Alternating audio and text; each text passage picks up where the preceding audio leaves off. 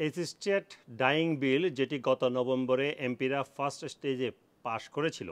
সেটিকে সিম্পল রাখার জন্য অনুরোধ জানানো হয়েছে, যাতে এটি জটিল করা না হয়, যাতে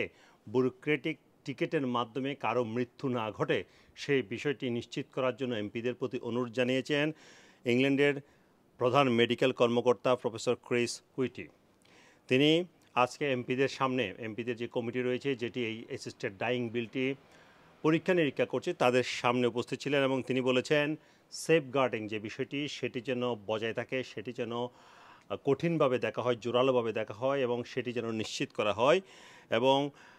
কোনো ধরনের জটিলতা যাতে তৈরি করা না হয়। Assisted dyeing Bill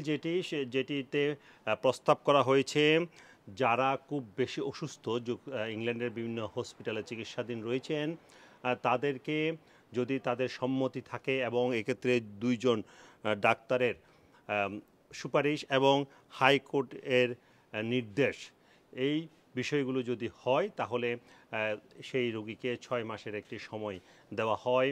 end of care লাইফে, অর্থাৎ স্বেচ্ছা মৃত্যুর জন্য 6 মাসের একটি সময় নির্ধারণ করে দেওয়া হয় এবং তাতে করে ওই রোগী ধীরে ধীরে মৃত্যুর দিকে ধাবিত হয়। এবং এটাকে বিভিন্নজন বলছে, যারা এই অ্যাসিস্টেড ডাইং বিলটি এনেছেন তারা বলছেন যাতে কোনো ধরনের যন্ত্রণা না হয় কিংবা যন্ত্রণা কম হয়ে যাতে একজন মানুষ মারা যেতে পারে, সেই জন্যই মূলত এই ধরনের বিলটি আনা হয়েছে এবং এটি গত নভেম্বরে এমপিরা পাশ করেছেন। এখন এটি স্ক্রুটিনি অর্থাৎ পরীক্ষা নিরীক্ষা পর্যায়ে রয়েছে এবং এই অবস্থায় প্রধান মেডিকেল কর্মকর্তা প্রফেসর ক্রিস হুইটি তিনি আজকে কথা বলেছেন। তবে ডাক্তারদের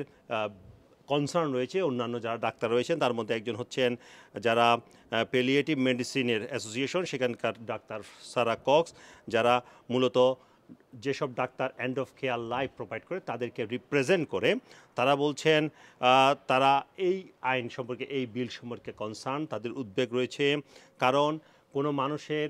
কতদিন বেঁচে থাকবে সেই বিষয়টি নির্ধারণ করা ভেরি ডিফিকাল্ট এবং এটি আসলেই সম্ভব না এবং এটি করা আসলে অসাধ্য একটি বিষয়। এই জন্য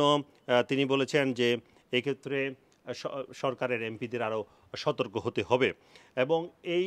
যে বিলটি সেটি আজকে প্রথম দিন পরীক্ষা নিরীক্ষার জন্য গিয়েছে এবং আরও 50 জন উইটনেস বলা হচ্ছে, তারা এভিডেন্স দিবে এমপিদের সামনে আসলে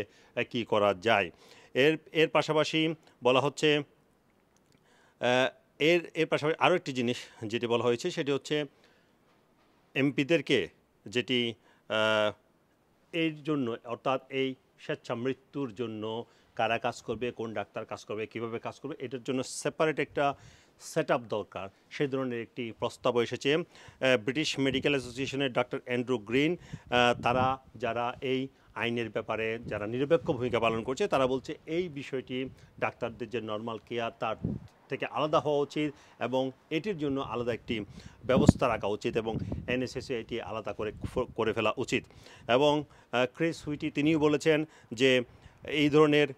কাজগুলো ডাক্তারদের নর্মাল যে কেয়ার, সেই কেয়ার থেকে আলাদা করা উচিত এবং এটি করতে গেলে কিছুদিন সময় লাগবে। এই যে বিল, এটি যদি পাশও হয় এটি কার্যকর করতে 2 বছরের একটি টাইম ফ্রেম পরিকল্পনায় রয়েছে, এর চেয়ে হয়তো বা বেশি লাগতে পারে। তবে স্বেচ্ছা মৃত্যুর এই বিলটি বাঙালি কমিউনিটিতে বেশ সমালোচনা সৃষ্টি করেছে এবং বাঙালি কমিউনিটি এর বিরোধিতা করেছে। তারা অনেক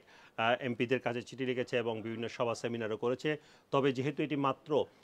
একটি স্টেজ পার হয়েছে, এটি আরও পরীক্ষা নিরীক্ষা হবে, অনেক পরিবর্তন হয়তো বা আসতে পারে, সেই জন্য এমপিরা এটি ভালোভাবে পরীক্ষা করছেন। Sarwar Hossain, top news, London.